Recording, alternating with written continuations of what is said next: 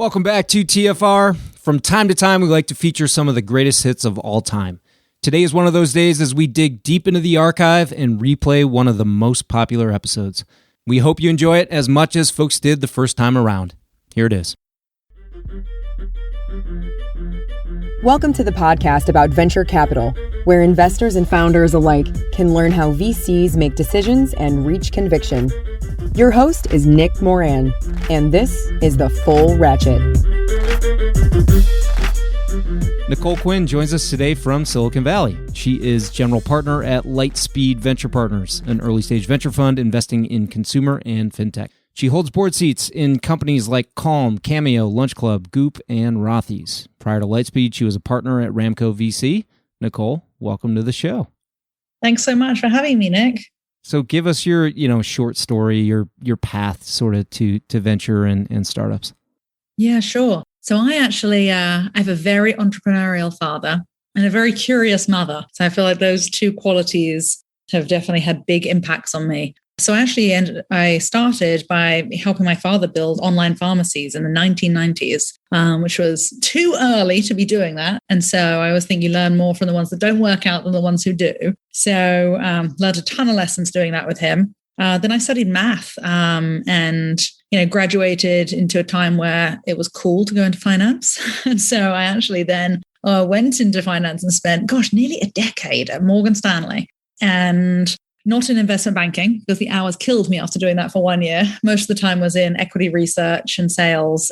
First of all, covering the e-commerce companies, Net-a-Porter, Ukes, ASOS, Zalando. And then I actually moved to New York, where we did the Facebook, Groupon, Pandora IPOs, so covering more of the straight internet names. And, that was really exciting times. But my heart, my passion lay in angel investing. I've been doing that for 8-9 years. I found myself, as soon as the market closed, rushing out of the building to go meet founders, help them hire, help them think about strategy. And I thought, how do I make my side hustle my main hustle? So I left Morgan Stanley. I carried on the angel investing more full time. I also went to a fintech startup and was on the marketing side there, helped them raise their Series B from Balderton. It was a company called Nutmeg, which is Europe's equivalent of Wealthfront and Betterment.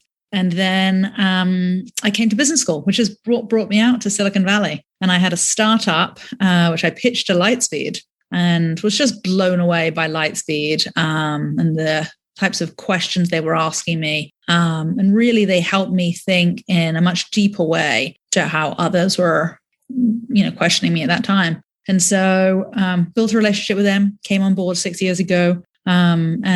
Really excited to have invested in companies like Calm, Cameo, Lunch Club, as you mentioned, Reel, which we just announced yesterday, Lady Gaga's House, which is an awesome beauty platform, Virtual Trips, which just got renamed HeyGo, which is a social travel company in the UK, Multiverse and CleanCo in the UK, and then several others. Zola was one of the first companies I ended up working with. So I really try and invest, across the US and Europe. That's important to me to, have that global view and bring those insights to founders. What, if anything, changed the most from your early days angel investing on your own to, the days that you joined the team at Lightspeed and got to kind of, work with a pretty notable group that's had a lot of successes? So much changed. Angel investing is so very different to VC investing. And so, first of all, you just don't know what you don't know. And so I'm a big believer that when you join VC, it's so important to really have, a great mentor, a great sponsor. I believe in the apprenticeship model. And so when I joined, I was, so lucky to, work with Jeremy Liu. And back then we were probably 15 people in the whole of Lightspeed. Now it's 100. Mainly people who are on our operations side helping portfolio companies, but we've really increased in size dramatically. And so it was terrific to be able to work with Jeremy, when we were a really small organization, and learn from him and learn from all the partners at Lightspeed. But I very strongly believe in that apprenticeship model. It really helps you in the early days and to be able to, see the kind of analytical lens that Jeremy looks through the world with, which was what gave him the early conviction in Snapchat and, other great companies, and why I think he is, one of the top 3 social investors probably of all time. And so, learning from folks, but then putting your own lens on things and putting your own style on things to do it, your own way in an authentic way, I think is key. While we're on that thread, you had written this article a little over a year ago, so this may have been pre-pandemic, but it was on your investment philosophy and how part of that was shaped by the book Shoe Dog by Phil Knight. What was sort of your seminal takeaway from that book, and how has that framed your approach? I really like that book. I have to say, being at Stanford and learning in the Knight Management Center, named after Phil Knight, definitely made me, think about the journey that he went on. And, when I was at Morgan Stanley, Adidas and Nike were two companies that I covered. And so I knew those companies very well. And so to be able to read that book and go back to what it was like in the early days for Phil Knight was key. And I would say my biggest lesson from that book is even the great success stories like Nike, even those, it was never easy. It was never obvious. And so there's a great line in it which says, and then we were running out of money and we had no other choice. We had to go public. And it's fascinating because people always think, going public is this big celebratory moment. Oh my gosh, you've made it, nothing else to worry about. It's like, actually, from the viewpoint of an entrepreneur, it's always a struggle. And you kind of got to love that. You got to love the journey, not the goal, because there isn't really any one goal. There's milestones with revenue, with fundraising, etc. But you've got to really love the journey.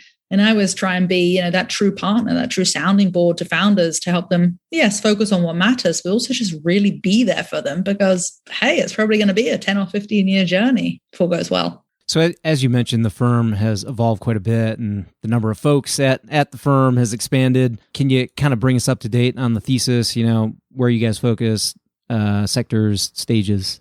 You are absolutely right that Lightspeed has transformed over the 5-6 years that I've been there. And I am so excited about the direction that we have gone.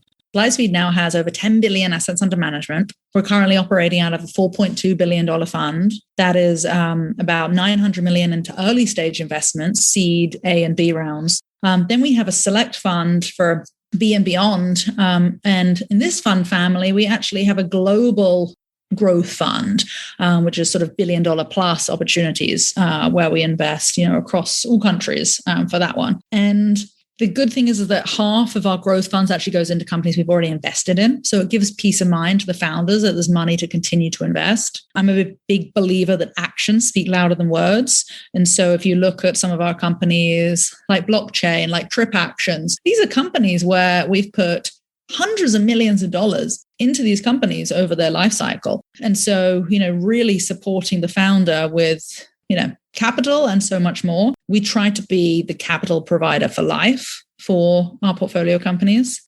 And that is definitely a key part of our thesis. We're also we have 9 offices globally now. So, you will find Lightspeed in China, Southeast Asia, India, Israel, Europe, US. And it's exciting because when we invest in, cool Chinese consumer companies like Pinduoduo, being able to bring those insights to founders over here, whether there's similar consumer behaviors or pretty different user behaviors, as in the case of live shopping, we can come to that later, in the US versus China. It's good to be able to have those insights really from the ground, from the early investors' perspective as Lightspeed partners. So we really work together. One Lightspeed is one of our values. We believe being a Lightspeed family and working together as a true team. And it's like, if you get me on your board, you also get the whole of Lightspeed behind you. You get any partner, you get our, big operations team behind you. And, we want to help make you the best you can possibly be and have that coach mentality to really, bring that alive in founders. So that's a little bit about where we are today. So you brought it up, so I'm going to bite. So consumer behavior in different regions is different, right? Is it timing? Is it that, some geos lag behind others, and so you look to some for leading indicators of where, tech and behaviors might go, or are there just fundamentally different sort of psychology, behaviors, et cetera, as you move across, countries and markets? I obsess about human behavior. I obsess about brand and also really, the psychology behind human behavior and what goes into that. And so with regards to differences in geographies and, specifically live shopping, as we were talking about there is just a very different behavior in China to what we're seeing in Europe. And so first of all, there's the reliance on WeChat, right? And doing everything through messaging in China that we just have never seen here. And listen, a lot of ships have gone out in trying to do that, in trying to replicate what happened in China. Mm-hmm. But those ships have gone out and none have come back because the behavior is just not there. We don't have that reliance on messaging. We don't have that, sort of the same fintech thinking in terms of paying for everything through WeChat. In some ways people feel like, hey, well, why can't WhatsApp be the same way? Why can't we pay for everything on WhatsApp? And it just fundamentally comes down to the fact that the behaviors are different. And we think of Pinduoduo as this, social selling platform, but, it started with fruit and vegetables and it's group buying. And it's really trying to, get it for $1 less than it would be otherwise, and really having that deal focus value mentality. And we have that to some extent here, but far less so. And so we're looking for different things. We're looking for, I would say over here, from like a retailer's perspective, we're looking for like cool, unique, authentic, differentiated items. And so that lends itself more to working with like small boutique retailers. That's why Farfetch has done so well. And so I think that's the direction you're actually going to see live shopping go. And we're already starting to see some evidence of that. Let's talk a bit about relationships, right? Consumer behavior. We're talking about that. Let's start with hiring. You've written a bit about it. Lightspeed has a framework on hiring and has emphasized the importance of hiring early in portfolio companies. Maybe that's the best place to start, and then we'll dig into one of your portcos. But can you give us kind of the broad strokes on the hiring framework that Lightspeed uses? Yeah. And by the way, relationships is always one of my favorite topics, which is why we invested in Lunch Club, because I fundamentally believe in networking, believe in relationships. So we should come back to Lunch Club later and why we're so excited about that one. So in terms of our own internal hiring framework, we believe in diversity. We believe in diversity of opinion, diversity of experience, diversity of backgrounds. And like that true diversity really means that you're going to make the best hiring decisions. And so if we decide, okay, fintech is a really interesting area, we need to make a hire in fintech. What we're going to think about is, what are the skill sets needed to make that person successful? Where are the holes in the ecosystem? Where are also the holes internally at Lightspeed? And how could we bring in someone such that when they're sitting around the partner table with us, having their voice in the room, yes, makes us stronger in fintech, but also makes us stronger across all deals. And so I don't believe in having a firm which is full of all investors or all operators. It needs to be a good mix of the two. Same with, you don't want to have only one age group, only one sex, only one race. It's like you really have to truly think about diversity. And so that's why when we're hiring, we do think about all underrepresented minorities. We actually have a letter that goes out to our portfolio companies that says to them, whenever you're hiring an exec position or bringing on a board member, please ensure that they sign that they are committed to looking at all underrepresented minority candidates in that role. And so we do the same thing ourselves, right? Again, actions over words. And so we want to make sure that we do the same thing. And so it's that complementary skill set that we're looking for first and foremost. So my next question was about Lunch Club. I might take it in a bit of a different direction, but I love the business. It's a powerful approach to relationship development. It enables folks to meet candidates in a much more relaxed setting, can get a feel for what they're like, and not sort of have the auspice of a formal interview. I guess a question that we've talked about as a team a lot is, when we're meeting with founders, part of our goal is to not make it transactional. Part of our goal is to get through the bullshit, get through, whether it's the resume or the pitch deck or whatever, and strip away the layers and find the person behind it and the authenticity. And that could apply to hiring. It could apply to investing as well. How did you develop your thesis on Lunch Club, and what makes you so excited about it, and kind of the way they're thinking about relationships? Fundamentally, I'm a believer that to be the best investor of a consumer company, you also need to be a consumer of that consumer company. And so I met Lunch Club in the most authentic way possible, which was that I had used the product. Several of our other partners at Lightspeed had used the product and loved the product. And then Vlad, the CEO, actually asked for an introduction to me, and we spoke with a view for me to speak in their fireside chats. And so we organized, David Sachs had done one just before, and I thought his was excellent. And so Stephen from Cameo interviewed me doing this fireside chat, and gosh, they get like 1,000+ people listening in. And it was a really great experience and a really terrific community that they bring together. And then I just started using the product more and more. I just found it so compelling until Lunch Club. I mean, for anybody who isn't familiar with it, it's an algorithm that matches you with other people who are so relevant to what you're looking for. It doesn't just match you on experience or profession. It also matches you on like social status and fascinating areas like that. Really interesting. Yes. And so, Vlad and Scott are two of the most intelligent people I've ever come across. So if anyone can build this algorithm, it's them. And so I had one Lunch Club where they matched me with this woman. I was like, okay, she worked at Snapchat. That's relevant to what I'm doing. she's the female founder in LA, building a great travel social company. That's relevant. Then I find out she's British. She grew up in the same hometown as me. We went to the same high school 1 year apart, but we just did not know each other. Wow. So I'm like, thank you, Lunch Club. I could have walked into a 200-person, room at a conference and tried to meet everybody, and I would not have been able to meet the person who is as relevant as you managed to introduce me to. The algorithm is very special. It's amazing to think about the number of contexts where that could be applied. Like you mentioned a conference, when you go to a conference, or, I was just traveling in California and talking to some people today, and they said, shit, Nick, I was in Sonoma last week. Like, I wish I had known you were there. And it's there. There's all this serendipity that can happen with the right relationships at the right time. If there are better ways of connecting with those folks.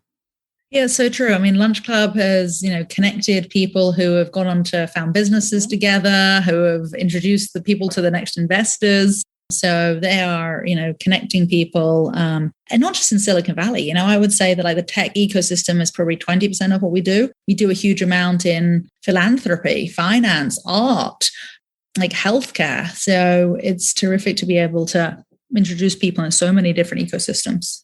How do you think about the effect of social media on relationships? And I've just noticed in the past 2 weeks, I got my vaccine, I got my shot, right? And so what that means in my family is my wife is allowing me to take LP meetings and other meetings again in person, which has been wonderful because I'm just noticing, there are a lot of social platforms that provide tremendous utility and advantages, but there's relationships that are a mile wide and an inch deep, right? And then you have Zoom relationships, and maybe you get a couple layers deeper.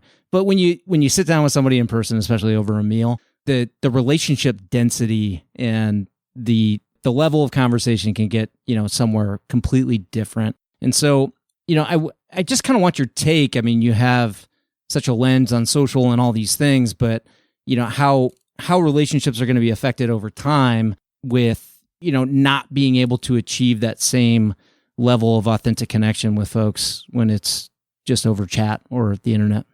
My take on social, and then we'll go deeper into this question, but my take on social is that we are at a very special moment in time where for many reasons, it's an exciting time to be a founder of a social company. Consumer behaviors have changed. And I'm a believer that behaviors built up now will be sticky afterwards. I think it only takes, a certain number of days for a habit to be sticky. And so even once we go back to a hybrid world, it's going to be exactly that, a hybrid. It won't go back to the way it was before. And so A, the consumer behaviors have changed. B, we used to obsess about, are you a home screen app? Do you have the daily active users to monthly active user, ratio to mean that people pick you as to be a home screen app? But the fact is, for many years, we just had the same home screen and we used those same apps. Then all of a sudden that changed. I was like, oh, do you need Uber on your home screen anymore? Do you need Lyft? Do you need the United app? No, move those off. You're not using those anymore. Suddenly, real estate became available on the home screen for new apps. And so Clubhouse came in, Lunch Club came in, virtual trips, now rebranded Hey Go for any Europeans listening. They all came into the home screen. And that's pretty exciting because it is like, sometimes when it's like out of sight, out of mind for apps. So it's like you want to be there right in front of people, being there top of mind and saying, hey, use me, check out this app today. And so these behaviors, I do believe, are going to be sticky after. And in terms of the authentic connection piece that you said, Zoom is not natural, but this is so much better, Nick, you and I being able to do this than not being able to speak at all. And so it's cool to kind of think about the new ways of audio or video that are being enhanced to, maybe in a hybrid world, it'll be both, right? It'll be like a quick audio call and then, a short walk in person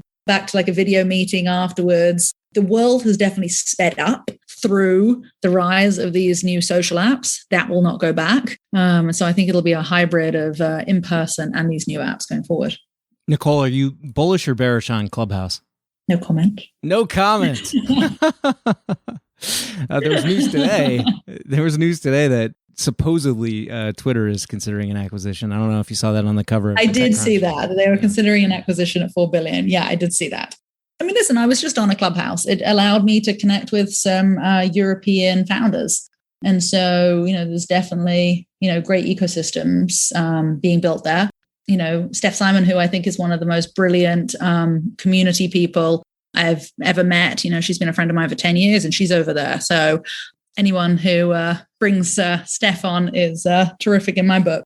And the other thing is listen, I would say having people like Bill Gates on the platform, being able to sit there in your pajamas, listening to Bill Gates, who's probably in his pajamas as well, pontificating about the world. That's cool.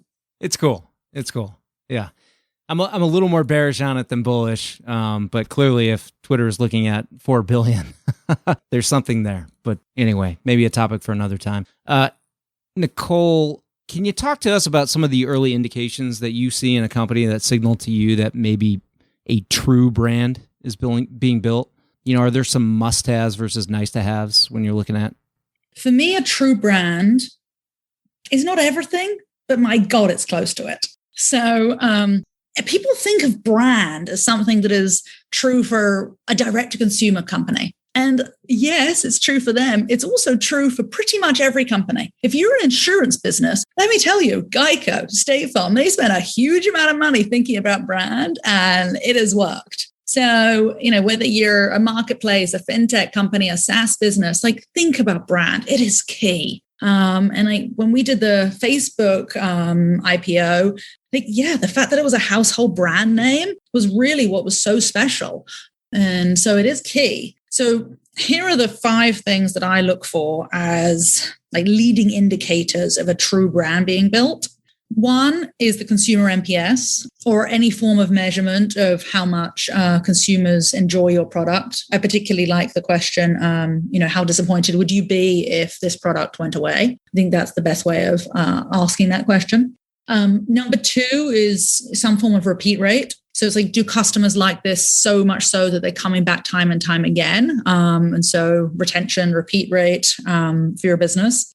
Then there's some form of referral. Do customers like this so much that, yes, they're coming back, but are they telling others? Are they bringing others with them because they have such high conviction about this product? Then, 4th, it's really around, social media and how people are talking about this on social media. I think that it's the qualitative aspects rather than, just the quantitative aspects here. And then number 5, to quote Emily Weiss from Glossier, is it's not just science, it's also magic too. And so sometimes there's these unwritten parts of a brand that cannot be quantified, but it's the consistency of the experience, the quality, the authenticity of it. And that's a really big factor. Have you ever come across an opportunity where the NPS was marginal or low, but the repeat rate And referral rate was high? Yes, many examples of that. I know the Deliveroo IPO in Europe didn't go so well last week, but it's still a hugely valuable company. And there's lots of businesses like that, like i.e. within the food space, where big businesses have been created. The repeat rate is very high, but the customer NPS is low. And often in spaces where it's all relative, right? So it's like, even in absolute terms, if the NPS is not that high, it's probably still higher than the next best alternative, which is, probably not a technology company, which is probably like walking 10 minutes and trekking down the road to actually pick up the delivery yourself rather than it coming to your home. So as long as it's high from a relative perspective, then customers keep buying and that repeat rate is there. And then hopefully they increase the NPS over time as the product experience improves, you hope. Well, part of the reason I ask is we had this internal debate at the firm recently about this, because some of our biggest winners early on at the angel phase, we're investing often at formation. The NPS isn't great, but the customers, there is no other option. And it's kind of a little love-hate. It's like, I want all these features, but they're not doing them yet, which is often intentional. I love businesses that are love-hate. In England, we call it Marmite. So Marmite in England is this product that I guess it's like Vegemite, and you love it or you hate it. And like, that's great, because you'd much rather have a product where people love it or hate it than are a bunch of people who would vote it like 5 or 6 out of 10 and are kind of lukewarm on it. I mean, to your earlier question, Clubhouse is exactly that. People love it or hate it, but either way, they talk about it, and it really drives word of mouth. It really drives repeat rate. Even if you hate it, you're kind of like sneakily going into it to be like, oh, okay, I want to know what's going on right now. Give me that. So those are the right kind of businesses to be backing. It reminds me of the shock jocks, right? You like love them or hate them, but everyone's tuning in because they can't wait to hear what's next. Yes. The question is longevity on the NPS side. And so even if there's a higher repeat rate, then you do need to get to a point where that NPS does increase over time, because otherwise we often see that the longevity is not there. Hey, have you looked at all at this, kind of buzzy new way of looking at that, the Rahul Vora superhuman, how I think it's like, how pissed off would you be if this was taken away or something like that? Yeah, Rahul is terrific. Rahul and I went to England on a trip together, and this was years ago, and I find him a particularly insightful guy. And the way he asks it is exactly that. He says, would you be disappointed if this product was taken away? And I particularly like that because, I was on a board meeting with Real yesterday, and the founder is an absolute superstar, Ariella. Just, really, really strong. I actually say she's a killer. And so she said, well, in mental health companies, you can't really say to somebody, hey, would you recommend this to a friend? Because actually they might want to have it as like personal information to themselves and not tell their friends that they're using a mental health startup. So a much better way of asking about NPS specifically in mental health is, would you be disappointed if this product was taken away? Like, how disappointed would you be? So better way of asking it. For sure, especially with consumers, right? Like, how proud are you to tell everyone that you're using this? It's different than how much you like it. So speaking of apps, you've written a bit about super apps, and I know that you're an investor in Calm, which seems to be a huge category creator, if not, huge winner. But, most of the super apps, I think, have been outside of the States, places like China, Latin America. Do you expect the rise of more super apps here? Why or why not? Big believer in super apps. Since I wrote that post, a lot of folks have reached out and said, listen, I'm the super app for X. And I think that the term super app does come with a lot attached to it. It doesn't just mean you're doing a lot within one app. It really is what Calm is doing and what Uber are doing. And to your point, most of them are outside the US, but those are two good, US examples. And so it's like Uber Eats actually is an app unto its own, but it's much stronger having it like within the Uber app, such that, great, you can order food, you can order a ride, and you can actually, do both together. And it's that real estate, right? It's like, okay, you're going to order a ride, and then, you see Uber Eats at the same time. Oh, well, actually, yeah, why don't I order some food to meet me there? And I like that. I think that's a really strong impact. And so for Calm, we call meditation Act 1. we've been investors in the company for years, but I've actually known the founders for, probably like 7 years. And when we first met them, engagement was good, probably 10 minutes a day. And retention was also strong. But it was when they launched Act 2, which was sleep, that the business dramatically improved. So meditation is like a nice to have. It's a vitamin. You should be doing it. But sometimes you take it, sometimes you don't. Sleep is like a painkiller. When you can't get to sleep, you need it now. You reach for that painkiller bottle and you just need it. And so what we saw was that engagement went up from 10 minutes a day to like 45 minutes a day. And retention dramatically increased.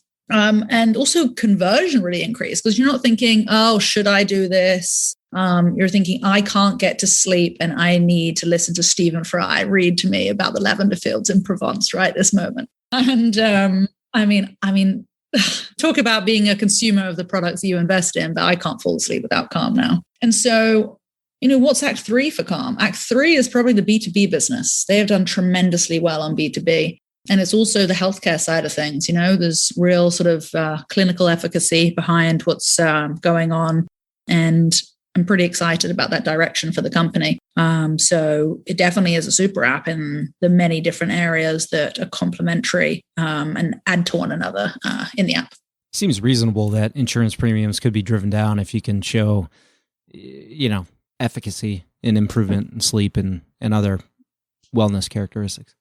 I am a better VC because of Calm, because I get about an hour's extra sleep because I'm not lying there trying to get to sleep. Oh, so I'm jealous. I will never yawn in a meeting with a founder because of Calm. I got this ring. I'm not wearing it right now. It's right over here charging, but I got the Aura ring, and it's been great to see the data and everything, but it hasn't, the feedback cycle or the feedback loop is just not there. I haven't actually improved the sleep, but I get to see when it's poor.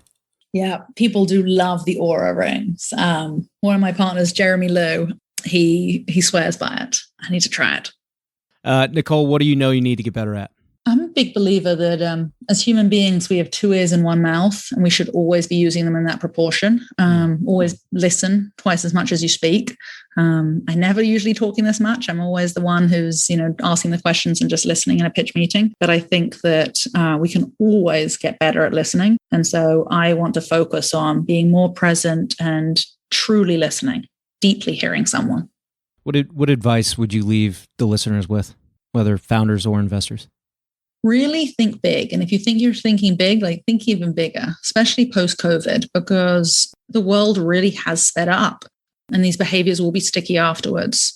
And so don't just think about, how you can, change one community. Think about the fact that there are many tangential communities that can also be knocked down. So you really can think so much bigger with the product in this, new digital sped up world that we're living in. So just figure out what your North Star is and think really big in terms of how you're going to achieve that. Just quickly, I know you tweeted that it takes 21 days to build a new habit, and a lot of these are going to be stickier, but I think it takes, 4 or 5 to break a habit? What has you so convinced that many of these pandemic-related habits will stick? Because clever startups have done really smart things to lock in those behaviors. So Cameo have definitely done this. Calm have definitely done this. To give an example from outside our portfolio, Instacart. We all thought, hey, COVID's being spread in a supermarket. I'm not going to go. I'm going to order more from Instacart. Instacart then serves you an offer. Hey, for a limited time, you can get this reduced price annual subscription to get free shipping. So of course, you sign up to the annual subscription, and then post-COVID, you're like, oh, well, it's so much easier. Now I've got used to shopping online and I've got this annual subscription that I've bought into. So why don't I just stay shopping online? And so it's really brilliant the way that even if behaviors are not naturally changed and sticky afterwards, then the companies have artificially made these behaviors sticky afterwards. And so that's why, these smart minds in entrepreneurship are changing our world. It's dangerous. I'm a Chicago guy, so I always used to use Grubhub for orders, of course. And DoorDash got me in the pandemic because of they have the equivalent of Prime, right? Where free deliveries, and I'm just locked in. Now I'm using that one much more. Yep, exactly. And you probably will be for many years now. And Nicole, finally, what's the best way for listeners to connect with you and follow along with Lightspeed? I reply to every email. It's a matter of principle. And so please drop me an email. My email and LinkedIn and Twitter and all my information is on Lightspeed, which is lsvp.com. So looking forward to hearing from you. Well, Nicole, this was a real pleasure. While I think most people should listen more than they talk, I wish you would talk a bit more than you listen, because this is a wonderful session, and I think the listeners will get a lot out of it. I know that I did. Oh, thank you, Nick. Lovely speaking to you today. Thanks, Nicole. Take care. Thanks.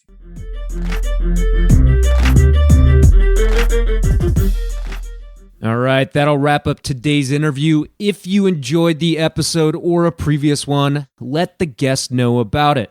Share your thoughts on social or shoot them an email. Let them know what particularly resonated with you. I can't tell you how much I appreciate that some of the smartest folks in venture are willing to take the time and share their insights with us. If you feel the same, a compliment goes a long way. Okay, that's a wrap for today. Until next time, remember to over-prepare, choose carefully, and invest confidently.